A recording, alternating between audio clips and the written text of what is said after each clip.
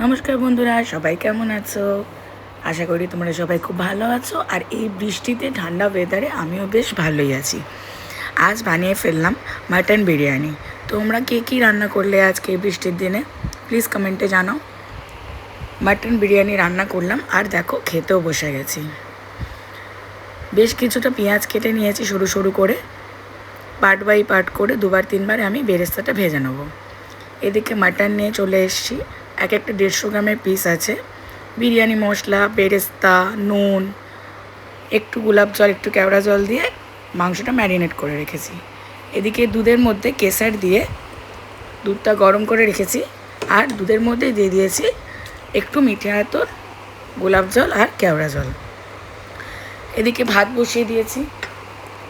ভাতের মধ্যে দিয়ে দিয়েছিলাম ওপর থেকে কিছু গোটা গরম মশলা আর একটু সাদা তেল, যাতে ভাতটা ঝরঝরে হয়। ভাত যথারীতি হয়ে গেছে। এদিকে ম্যারিনেট করা মাংসটাও বসিয়ে দিয়েছি।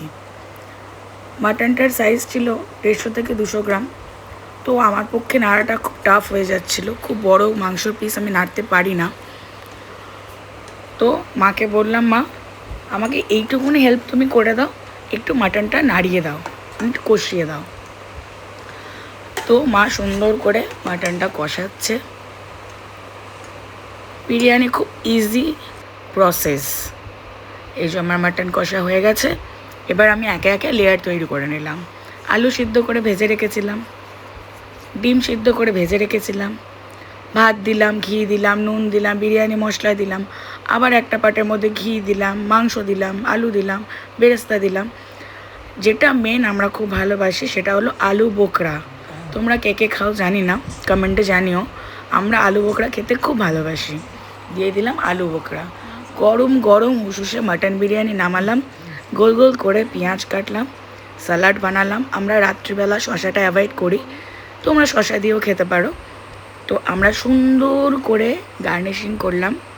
এবার আমরা এখন খেতে স্টার্ট করে দিয়েছি। কি বন্ধুরা, তোমাদের দেখে লোভ লাগছে?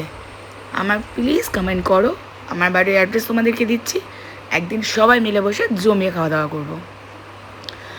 তো আজকে ভিডিওটা কেমন লাগলো বন্ধুরা জানাবেন। আর বৃষ্টির দিনে কে কোথা থেকে দেখছেন, কি রান্না করছেন, কেমন আছেন, অবশ্যই কমেন্টে জানাবেন। Thank you.